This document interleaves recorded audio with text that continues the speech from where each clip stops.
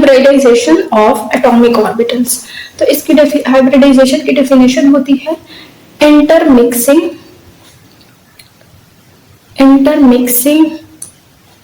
of pair atomic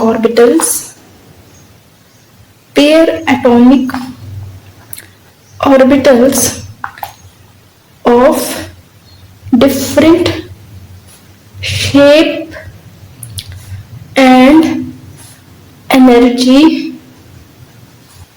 to form a set of new orbitals having same shape and energy।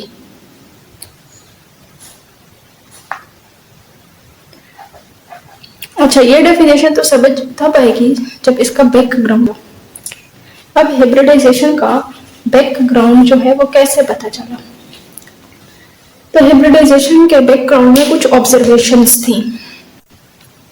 Boron जो होता है, boron atom, उसके अंदर 5 electrons होते हैं। इसकी इलेक्ट्रॉनिक कॉन्फ़िगरेशन हो जाएगी 1s2 2s2 एंड 2p1,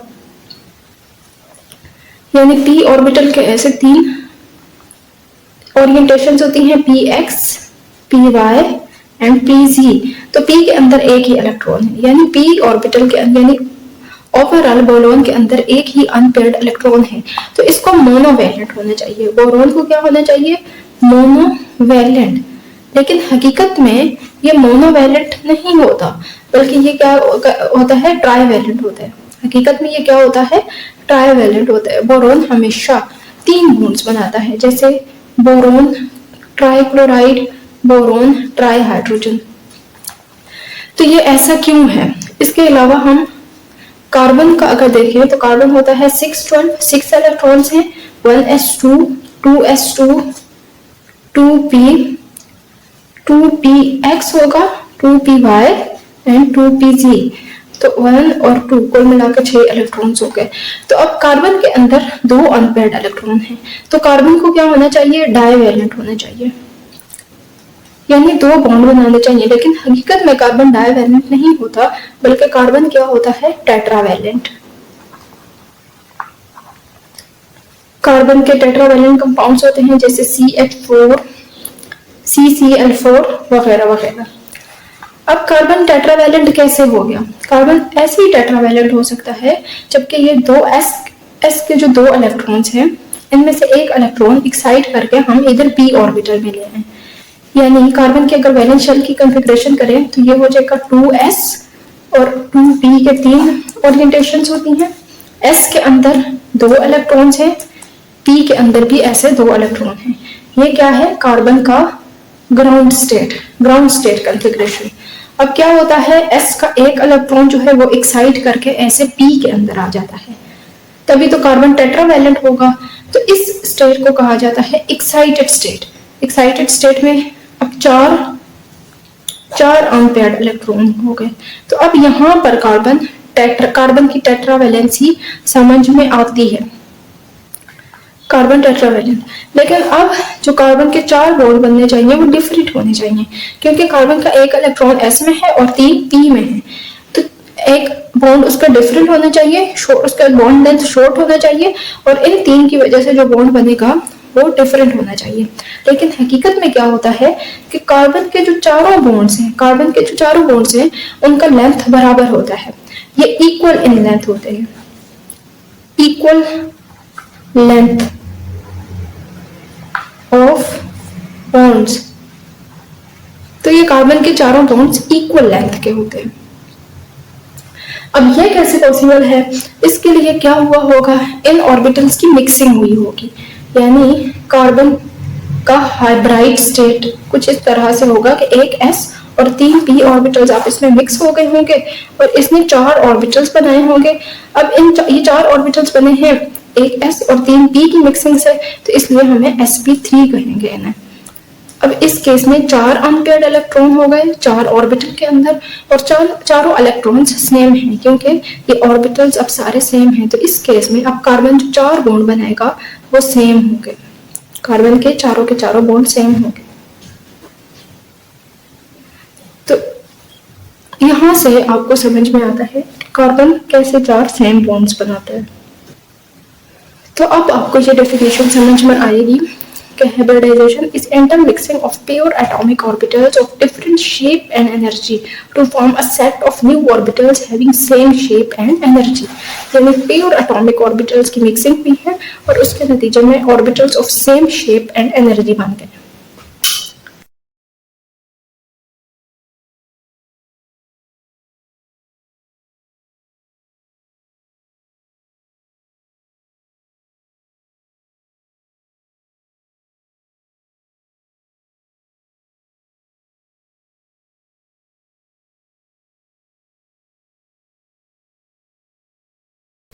तो हाइब्रिडाइजेशन बुनियादी तौर पर 3 किस्म की होती है, sp3 hybridisation, sp2 hybridisation and sp hybridisation.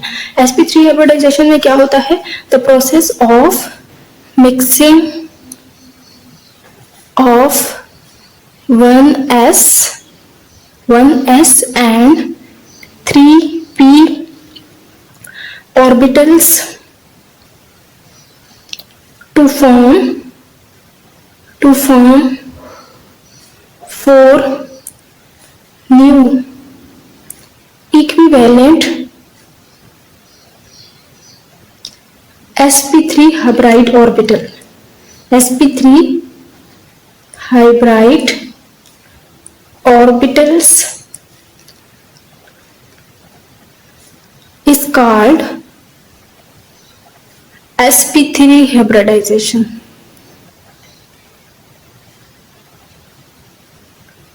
तो sp3 हाइब्रिडाइजेशन को सही तरीके से समझने के लिए हम इसके कुछ एग्जांपल्स देख लेते हैं। तो एग्जांपल्स में हम देखेंगे मीथेन,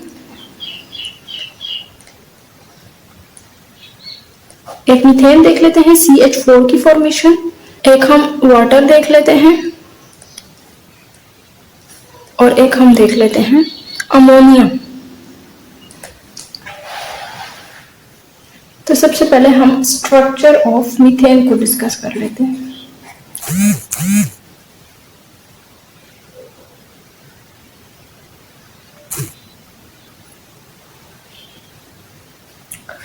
स्ट्रक्चर ऑफ मीथेन।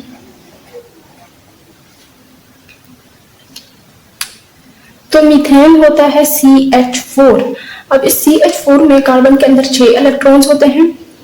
इसकी अगर हम इलेक्ट्रॉनिक कॉन्फ़िगरेशन करें तो ये हो जाएगी 1s2 2s2 2p2। अगर हम खोल कर लिखें तो ये हो जाएगा 2s2 और 2p की फर्दर 3 ओरिएंटेशंस होती हैं, 2px 2py एंड 2pz। एक इलेक्ट्रॉन यहाँ पर आ गया। अब ये तो थी कार्बन की ग्राउंड स्टेट इलेक्ट्रॉनिक कॉन्फ़िगरेशन।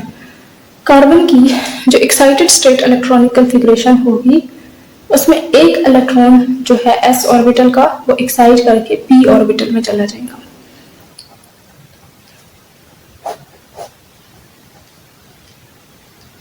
इस तरह से तो अब कार्बन के अंदर 4 अनपेयर्ड इलेक्ट्रॉन हो गए, एक s के अंदर और 3 p के अंदर। अब कार्बन चूंकि 4 बॉन्ड बनाता है और कार्बन के चारों बॉन्ड इक्विवेलेंट होते हैं, तो अगर ये 4 अनपेयर्ड इलेक्ट्रॉन कार्बन के बॉन्ड की फॉर्मेशन में इन्वॉल्व हों तो इस केस में जो 4 बॉन्ड हैं वो डिफरेंट लेंथ के होने चाहिए। ये चूंकि s ऑर्बिटल के अंदर इलेक्ट्रॉन है और ये 3 इलेक्ट्रॉन p ऑर्बिटल के अंदर हैं, तो इसकी वजह से जो बॉन्ड बनना चाहिए वो शॉर्ट बॉन्ड लेंथ होनी चाहिए उसकी, और इन p ऑर्बिटल्स की वजह से जो बॉन्ड की फॉर्मेशन होगी उनकी बॉन्ड लेंथ लंबी होनी चाहिए। लेकिन हकीकत में क्या होता है कि कार्बन के चारों बॉन्ड्स इक्वल लेंथ के होते हैं। तो इक्वल लेंथ के बॉन्ड की फॉर्मेशन तभी पॉसिबल है जबकि ये एक s और 3 p ऑर्बिटल्स की मिक्सिंग होगी। जब ये तीनों मिक्स हो जाएंगे तो ये क्या बनाएंगे? 4 sp3 हाइब्राइड ऑर्बिटल। ये क्या बनाएंगे? इनको अब कहा जाएगा sp3 हाइब्राइड ऑर्बिटल। चूंकि ये एक s और 3 p ऑर्बिटल्स की मिक्सिंग से बने हैं तो इसलिए इनको sp3 हाइब्राइड ऑर्बिटल कहेंगे और इनके अंदर इन सब के अंदर एक इलेक्ट्रॉन होगा। अब ये चार जो ऑर्बिटल्स हैं ये इक्विवेलेंट है, इनकी साइज भी सेम है और इनकी एनर्जी भी सेम है। अब ये चार जो ऑर्बिटल हैं ये बॉन्ड की फॉर्मेशन में इन्वॉल्व होंगे। ये क्या करेंगे, हाइड्रोजन के साथ बॉन्ड बनाएंगे, और अगर हाइड्रोजन के इलेक्ट्रॉन को डिफरेंट कलर के साथ शो किया जाए तो हाइड्रोजन का इलेक्ट्रॉन इनके साथ पेयर अप हो जाएगा। पेयर अप हो जाएगा तो CH4 का मॉलिक्यूल बन जाएगा। ये जो sp3 हाइब्राइड ऑर्बिटल होते हैं इनमें 25% s कैरेक्टर होता है, s character, and 75% p character होता है।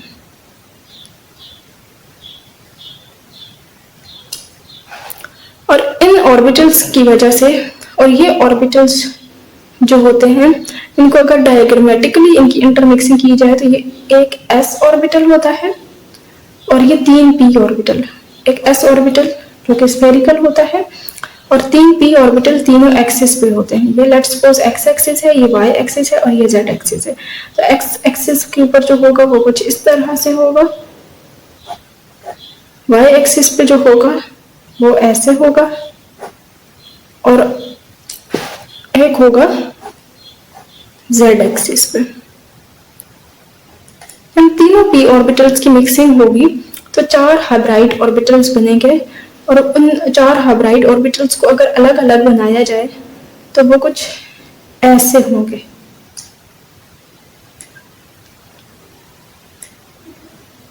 इनका साइज और शेप सेम है लेकिन इनकी जो स्पेस में ओरिएंटेशन है वो डिफरेंट है। ये सेंटर में अगर मैं कार्बन एटम बनाऊं तो कार्बन एटम के ऊपर ये चारों ऑर्बिटल्स इस तरह से पड़े हुए होंगे कि इनके बीच में मैक्सिमम डिस्टेंस हो, इनके बीच में मैक्सिमम डिस्टेंस और मिनिमम रिपल्शन हो। तो वो तभी पॉसिबल है जब इनकी टेट्राहेड्रल ज्योमेट्री होगी। ये इस तरह, इसको कहा जाता है टेट्राहेड्रल ज्योमेट्री। अगर इसको यहाँ पर खोल कर बनाएं तो ये सेंटर में कार्बन होगा और इसके 4 ऑर्बिटल्स इस तरह से होंगे, एक ऑर्बिटल, दूसरा, तीसरा और ये चौथा। इनके अंदर एक एक इलेक्ट्रॉन्स होंगे, एक एक अनपेयर्ड इलेक्ट्रॉन। अब ये 4 अनपेयर्ड इलेक्ट्रॉन 4 हाइड्रोजन्स के साथ बॉन्ड बनाएंगे। एक हाइड्रोजन इधर जुड़ जाएगा,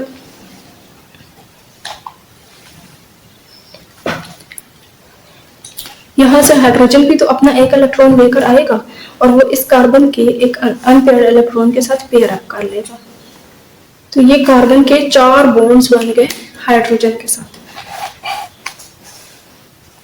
इसको अगर सिंपल तरीके से रिप्रेजेंट किया जाए तो CH4 का मॉलिक्यूल इस तरह से होगा, यानी इसकी ज्योमेट्री जो है वो टेट्राहेड्रल है।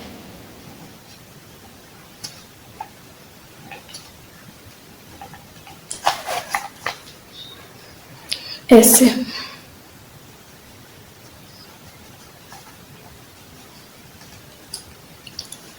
और इनके बीच में जो बॉन्ड एंगल है वो 104.5 डिग्री का होता है।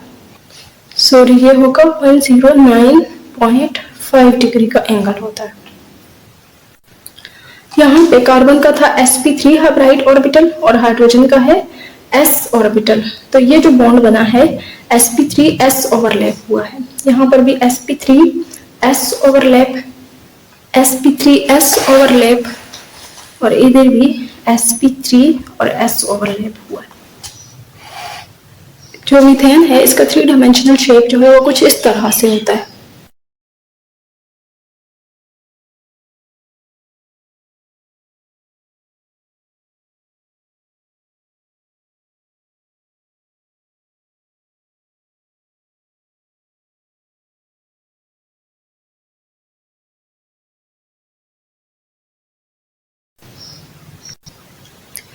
इसके बाद हम नेक्स्ट एग्जांपल देख लेते हैं अमोनिया की। Structure of ammonium.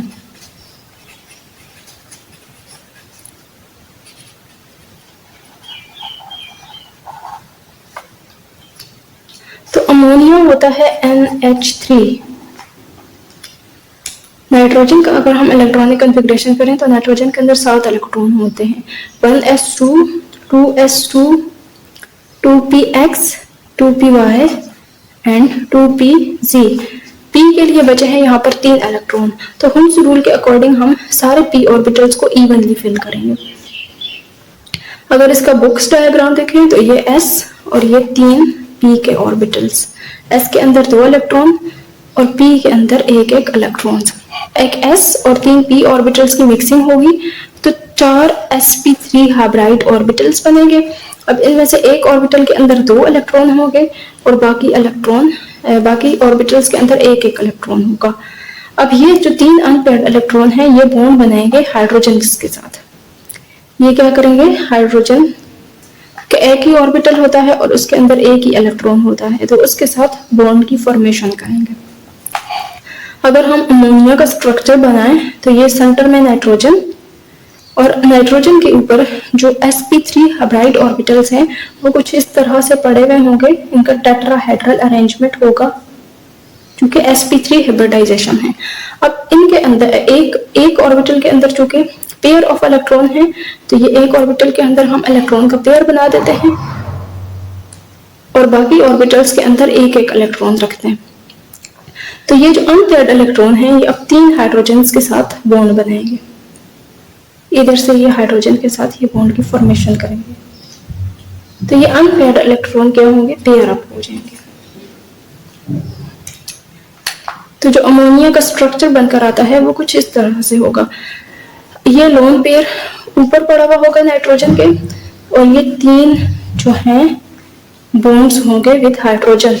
अब चूंकि लोन पेयर ज्यादा जगह घेरता है, लोन पेयर ज्यादा जगह घेरता है तो वो क्या करेगा, इन बॉन्ड पेयर्स को इस तरह से पुश करेगा। ये जब पुश करेगा तो ये एक दूसरे के करीब करीब आते जाएंगे। जब करीब आएंगे तो इधर जो बॉन्ड एंगल है वो टेट्राहेड्रल बॉन्ड एंगल यानी 109.5 डिग्री से कंप्रेस होकर 107.5। अब इसका भी शेप जो है वो टेट्राहेड्रल ही है और जो एंगल है इसका वो है 107.5 डिग्री। इसका शेप जो है टेट्राहेड्रल से क्या हो जाएगा, पायरामिडल।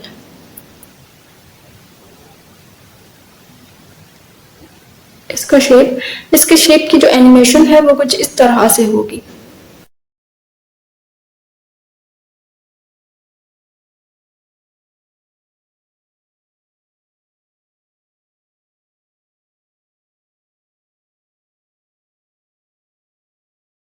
इसके बाद हम देख लेते हैं structure of water molecule. Structure of water molecule. Water molecule होता है H2O। अब H2O में ऑक्सीजन के अंदर होते हैं 8 इलेक्ट्रॉन्स, तो ये हो जाएगा 1s2 2s2 2px 2py and 2pc। अब p के लिए 4 इलेक्ट्रॉन्स बचे हैं तो 4 में पहले सारे p ऑर्बिटल्स को इवनली फिल करेंगे, फिर एक इलेक्ट्रॉन को पेयर अप कर देंगे। ये एक s और ये 3 p ऑर्बिटल्स, s के अंदर पेयर ऑफ इलेक्ट्रॉन और p ऑर्बिटल्स कुछ इस तरह से होंगे। अब क्या होगा, इन एक s और 3 p ऑर्बिटल्स की मिक्सिंग होगी तो 4 sp3 हाइब्राइड ऑर्बिटल्स बनेंगे। अब इन 4 sp3 हाइब्राइड ऑर्बिटल में दो ऑर्बिटल्स के अंदर पेयर ऑफ इलेक्ट्रॉन होगा और 2 ऑर्बिटल्स के अंदर अनपेयर्ड इलेक्ट्रॉन। अब ये जो 2 अनपेयर्ड इलेक्ट्रॉन हैं ये हाइड्रोजन के साथ बॉन्ड बनाएंगे। तो पानी के अंदर जो ऑक्सीजन है वो इस तरह से होगा और इसके ऊपर जो sp3 हाइब्राइड ऑर्बिटल्स हैं वो कुछ इस तरह से होंगे। अब क्या होगा, इनमें से 2 sp3 हाइब्राइड ऑर्बिटल के अंदर पेयर ऑफ इलेक्ट्रॉन होगा और 2 के अंदर अनपेयर्ड इलेक्ट्रॉन। अब ये वाले अनपेयर्ड इलेक्ट्रॉन जो हैं ये हाइड्रोजन के साथ बॉन्ड बनाएंगे। अब यहाँ पर मसला क्या होता है कि ये जो लोन पेयर है ये ज्यादा जगह घेरता है। ये ज्यादा जगह घेरता है तो ये क्या करेगा, इनको पुश अप करेगा, इन बॉन्ड पेयर्स को, ये इन बॉन्ड्स को पुश अप कर देगा। तो पानी के अंदर ऑक्सीजन के ऊपर 2 लोन पेयर ऐसे पड़े हुए हैं और जो बॉन्ड पेयर हैं उनको ऐसे पुश अप कर दिया गया है। तो इनके बीच में जो बॉन्ड एंगल है वो टेट्राहेड्रल बॉन्ड एंगल यानी 109.5 से कंप्रेस होकर क्या हो जाएगा, 104.5 डिग्री। तो पानी का जो शेप होता है वो वी शेप्ड होता है। इस तरह से आपको वी की तरह का शेप नजर आ रहा होगा। और इसका जो बॉन्ड एंगल है, बॉन्ड एंगल वो होगा 104.5 डिग्री।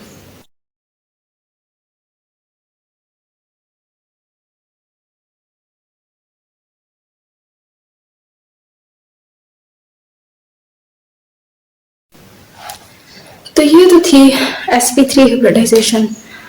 इसके बाद हम देख लेते हैं sp2 हाइब्रिडाइजेशन। sp2 hybridisation.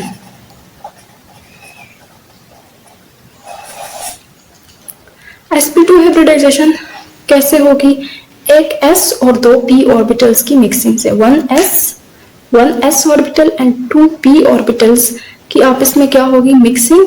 तो इसके नतीजे में क्या होगा? 3 sp2 हाइब्राइड ऑर्बिटल्स बनेंगे, 3 sp2 हाइब्राइड ऑर्बिटल्स। अब ये जो sp2 हाइब्राइड ऑर्बिटल होते हैं इनमें 33% s कैरेक्टर होता है और 66% जो है वो p कैरेक्टर होता है। sp2 हाइब्रिडाइजेशन का हम जनरल मैकेनिज्म समझे डायग्रामेटिकली तो वो कुछ इस तरह से होगा। देखिए ये एक s ऑर्बिटल और दो p ऑर्बिटल, एक होगा y एक्सिस के ऊपर, ये p ऑर्बिटल हो गया अलोंग द y एक्सिस, और एक हो हम ले लेते हैं x एक्सिस वाला p ऑर्बिटल, ये वाला। तो इनकी मिक्सिंग होगी।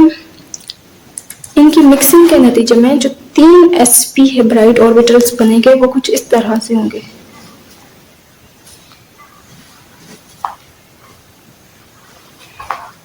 ये 3 sp हाइब्राइड ऑर्बिटल एक दूसरे से 120 डिग्री के एंगल पर होंगे।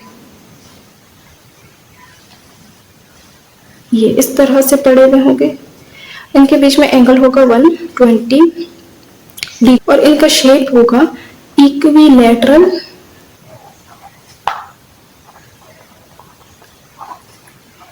ट्राइएंगल। अब sp हाइब्रिडाइजेशन को समझने के लिए हम कुछ एग्जांपल्स देख लेते हैं। तो दो एग्जांपल्स हम ले लेते हैं, बोरोन टेट्राफ्लोराइड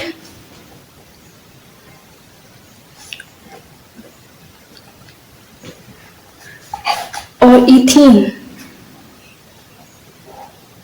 बोरोन टेट्राफ्लोराइड होगा BF3, सॉरी ये है बोरोन ट्राइफ्लोराइड BF3 और ये होगा इथीन CH2। तो हम पहले BF3 को देख लेते हैं, स्ट्रक्चर ऑफ BF3।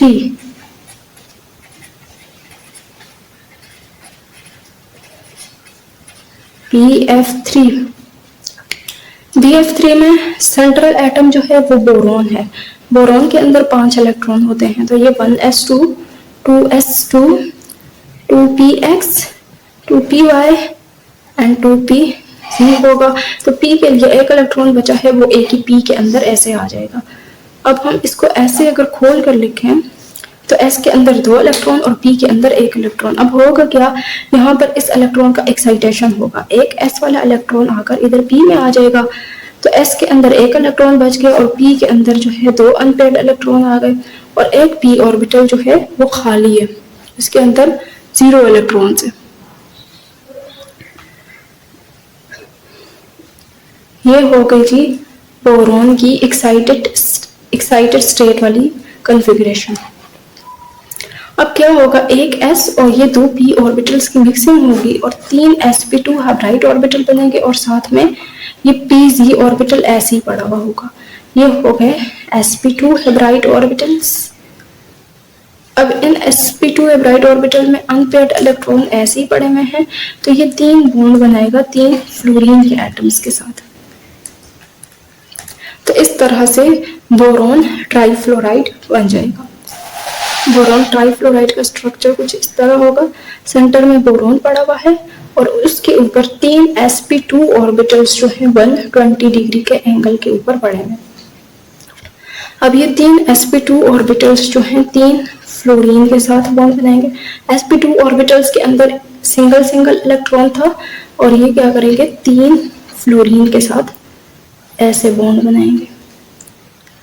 अब क्या होगा, एक इलेक्ट्रॉन यहाँ से फ्लोरीन लेकर आएगा, यह है फ्लोरीन। एक एक इलेक्ट्रॉन जो है फ्लोरीन लेकर आएगा, तो फ्लोरीन के इलेक्ट्रॉन को अगर डिफरेंट कलर के साथ शो किया जाए तो फ्लोरीन अपना इलेक्ट्रॉन इस बोरॉन के इलेक्ट्रॉन्स के साथ पेयर अप कर देगा, तो ये बन गया बोरॉन ट्राइफ्लोराइड।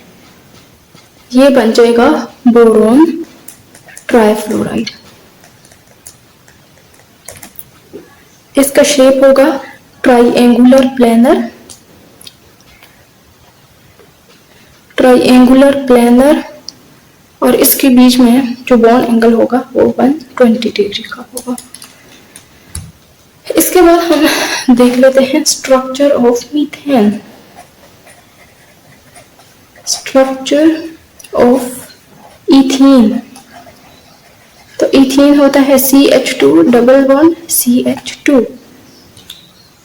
इसके अंदर अगर हम कार्बन को देखें तो कार्बन होता है 6 1s2 2s2 2px 2py and 2pg। p के लिए 2 इलेक्ट्रॉन बचे हैं तो 2 इलेक्ट्रॉन ऐसे फिल कर देंगे। ये हो गए s के 2 इलेक्ट्रॉन और ये हो गए p orbital with 2 unpaired electrons. पहले एक्साइटेशन होगी, एक s का इलेक्ट्रॉन जो है वो एक्साइट करके p ऑर्बिटल में आ जाएगा। तो कार्बन की जो एक्साइटेड स्टेट कॉन्फ़िगरेशन है वो कुछ इस तरह से होगी। s के अंदर एक इलेक्ट्रॉन रह गया था और p के अंदर 4 अनपेयर्ड इलेक्ट्रॉन हो जाएंगे। एक s और 2 p आपस में मिक्स होंगे तो 3 sp2 हाइब्राइड ऑर्बिटल बनेंगे, 3 sp2 हाइब्राइड ऑर्बिटल्स और साथ में एक pz ऑर्बिटल्स जो है वो ऐसे ही पड़ा हुआ होगा।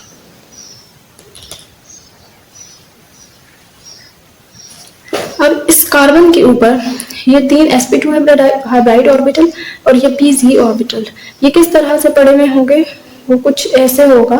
ये कार्बन है, कार्बन के 3 sp2 हाइब्राइड ऑर्बिटल्स और ये एक pz orbital, unhybridised pz orbital जो है वो परपेंडिकुलर टू द प्लेन पड़ा हुआ होगा। अगर ये कार्बन और इसके 3 sp2 हाइब्राइड ऑर्बिटल जो है वो इस प्लेन ऑफ पेपर के अंदर है, तो ये वाला जो pz ऑर्बिटल है ये out of the plane of paper है, यानी पेपर के अंदर की तरफ, नीचे की तरफ और पेपर के ऊपर की तरफ।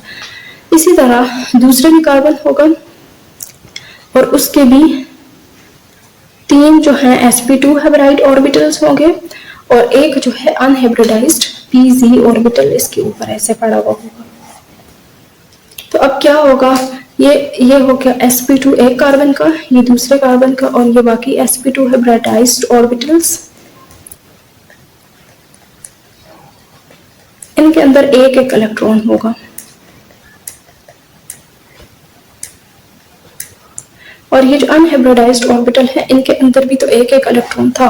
अब क्या होगा, ये sp2 हाइब्रिडाइज्ड ऑर्बिटल और ये sp2 हाइब्रिडाइज्ड ऑर्बिटल आपस में बॉन्ड बना देंगे, तो ये क्या होगा sp2 ओवरलैप। ये वाला जो ऑर्बिटल है ये हाइड्रोजन के साथ बॉन्ड बनाएगा, इधर से भी हाइड्रोजन के साथ बॉन्ड बन जाएगा, ये भी हाइड्रोजन के साथ बॉन्ड बनाएगा और इधर से भी। और ये जो अनहाइब्रिडाइज्ड pz ऑर्बिटल है ये आपस में ओवरलैप कर जाएंगे। तो ओवरऑल जो मीथेन का स्ट्रक्चर है उसमें क्या होगा, कार्बन, ये दूसरा कार्बन और उनके बीच में ये sp2 ओवरलैप से बना है जी सिग्मा बॉन्ड। ये कौन सा बना है, sp2 ओवरलैप से सिग्मा बॉन्ड बना है। और ये जो है sps ओवरलैप हुआ है इधर हाइड्रोजन के साथ, sp2s ओवरलैप। और जो अनहाइब्रिडाइज्ड p ऑर्बिटल पड़े हुए थे ऊपर उन्होंने आपस में ओवरलैप किया तो इस तरह से पाई बॉन्ड बना दिया, ये पाई बॉन्ड है। अब इधर ये वाला जो बॉन्ड एंगल है ये 120 डिग्री का होगा और इसकी जो ज्योमेट्री है वो होगी ट्राइएंगुलर प्लेनर।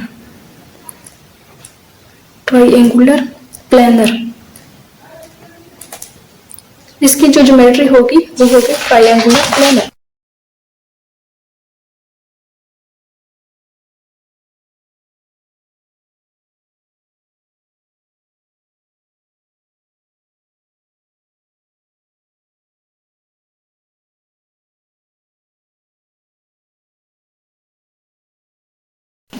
इसके बाद हम देख लेते हैं sp हाइब्रिडाइजेशन।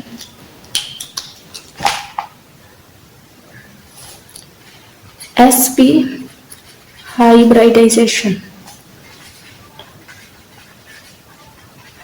तो sp हाइब्रिडाइजेशन में क्या होता है, एक s, 1s and 1p orbitals आपस में मिक्स होते हैं तो दो sp हाइब्राइड ऑर्बिटल्स बनाते हैं। 2 sp hybrid orbitals will be form, और sp जो ऑर्बिटल होता है, sp ऑर्बिटल, उसमें 50% s कैरेक्टर होता है, s कैरेक्टर,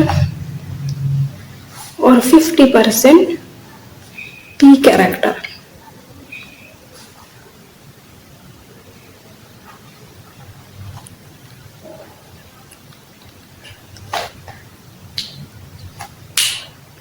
अगर इसको हम डायग्रामेटिकली रिप्रेजेंट करेंगे तो ये एक s ऑर्बिटल जो कि स्फेरिकल होता है और एक p ऑर्बिटल डम्बल शेप का, इनकी आपस में मिक्सिंग होगी तो दो sp हाइब्राइड ऑर्बिटल्स बनेंगे इस तरह, same shape and same energy के। अब ये एक दूसरे के हिसाब से किस तरह पड़े हुए होंगे, ये कुछ इस तरह पड़े हुए होंगे 120 डिग्री के एंगल के ऊपर, 120 डिग्री के सॉरी ये 180 डिग्री के एंगल के ऊपर पड़े हुए होंगे, और इनका जो शेप होगा वो लीनियर होगा। अब इस sp हाइब्रिडाइजेशन को समझने के लिए हम दो एग्जांपल्स ले लेते हैं। एग्जांपल्स, एक हम ले लेते हैं बेरिलियम डाइक्लोराइड और दूसरी हम ले लेते हैं इथाइन। हम स्ट्रक्चर ऑफ बेरिलियम डाइक्लोराइड देख लेते हैं। Structure of beryllium dichloride. Beryllium dichloride में बेरिलियम सेंट्रल एटम है और बेरिलियम के अंदर होते हैं 4 इलेक्ट्रॉन्स, तो ये हो जाएगा 1s2, 2s2 एंड 2px होता है, 2py एंड 2pz। अब p ऑर्बिटल के लिए कोई इलेक्ट्रॉन नहीं बचा, तो अगर हम, ये हो गया s ऑर्बिटल और ये हो गया p ऑर्बिटल। ये तो थी बेरिलियम की ground state electronic configuration. Excited state में क्या होगा, s ऑर्बिटल का एक इलेक्ट्रॉन एक्साइट करके p ऑर्बिटल में चला जाएगा, तो ये एक s के अंदर अनपेयर्ड इलेक्ट्रॉन एक p के अंदर। अब क्या होगा, एक s और एक p आपस में मिक्स होकर दो sp हाइब्राइड ऑर्बिटल्स बनाएंगे, दो sp विद अनपेयर्ड इलेक्ट्रॉन, और दो ऑर्बिटल्स जो हैं खाली वो ऐसे ही पड़े हुए होंगे। अब इन दो ऑर्बिटल्स को अगर बेरिलियम के ऊपर शो करें तो सेंटर में बेरिलियम और उसके ऊपर दो ऑर्बिटल्स इस तरह से पड़े हुए होंगे। अब ये क्या करेंगे, दो क्लोरीन्स के साथ बॉन्ड बनाएंगे। ये एक क्लोरीन हो गया और ये हो गया दूसरा क्लोरीन। अब एक एक अनपेयर्ड इलेक्ट्रॉन यहाँ से बेरिलियम प्रोवाइड करेगा और दूसरा इलेक्ट्रॉन कार्बन की तरफ से आया था, तो इधर से बेरिलियम के दो बॉन्ड बन गए दो क्लोरीन एटम्स के साथ, यानी सेंटर में बेरिलियम होगा और उसके दो बॉन्ड्स होंगे क्लोरीन के साथ, और ये जो बॉन्ड एंगल होगा वो 180 डिग्री का होगा और इसका जो शेप है वो होगा लीनियर। हम देख लेते हैं इथाइन। तो इथाइन होता है CH ट्रिपल बॉन्ड CH। अब इसमें दो सेंट्रल एटम हैं, ये कार्बन और ये कार्बन। तो कार्बन होता है 6, 1s2, 2s2, 2px, 2py and 2pz। p के लिए दो इलेक्ट्रॉन्स बचे हैं, दो इधर और p के लिए दो इलेक्ट्रॉन्स बचे हैं। तो अगर p की कॉन्फ़िगरेशन को हम ऐसे खोल कर लिखें तो कुछ इस तरह से होगी। अब इसमें क्या होगा, ये एक s ऑर्बिटल का इलेक्ट्रॉन एक्साइट करके इधर आ जाएगा, तो कार्बन की जो एक्साइटेड स्टेट इलेक्ट्रॉनिक कॉन्फ़िगरेशन है वो कुछ इस तरह से होगी, s orbital with unpaired electron and p orbital with 3 unpaired electron. तो ये एक s और एक p आपस में मिक्स होकर दो sp हाइब्राइड ऑर्बिटल्स बनाएंगे, और दो जो ऑर्बिटल्स हैं वो ऐसे ही पड़े हुए होंगे विद अनपेयर्ड इलेक्ट्रॉन। ये simple py and pz orbital हैं, और ये दो हो गए जी sp हाइब्राइड ऑर्बिटल्स। अब ये एक कार्बन है, मीथेन का एक कार्बन है, उसके ऊपर तो दो sp हाइब्राइड ऑर्बिटल हैं वो ऐसे पड़े हुए हैं। मीथेन का दूसरा कार्बन और उसके ऊपर जो दो sp हाइब्राइड ऑर्बिटल हैं वो ऐसे पड़े हुए हैं, ये एक, ये दूसरा, ऐसे।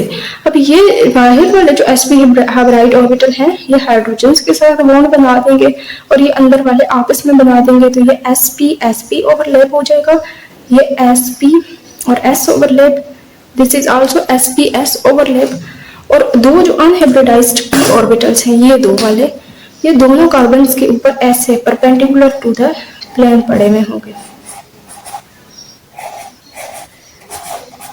तो ये क्या करेंगे, आपस में साइड वे ओवरलैप कर देंगे, ये इसके साथ ऐसे साइड वे ओवरलैप कर देगा, और ये इसके साथ ऐसे साइड वे ओवरलैप करेगा। तो कुल मिला के ये एक कार्बन, ये दूसरा कार्बन, sp ओवरलैप के नतीजे में सिग्मा बॉन्ड बना था इनके बीच में, और ये साइड्स पे जो है हाइड्रोजन के साथ बॉन्ड थे, और ये जो p perpendicular to the plane of paper p orbitals पड़े हुए हैं, इनके नतीजे पे, इनके ओवरलैप के नतीजे में क्या बनेगा, पाई बॉन्ड। तो दो पाई बॉन्ड्स बन जाएंगे ऐसे। तो कुल मिला के मीथेन का जो इथाइन है उसका शेप जो है, कुल मिला के इथाइन का शेप कुछ इस तरह से होगा। ये एक लीनियर मॉलिक्यूल है, और इसमें जो बॉन्ड एंगल है वो बन रहा है 180 डिग्री।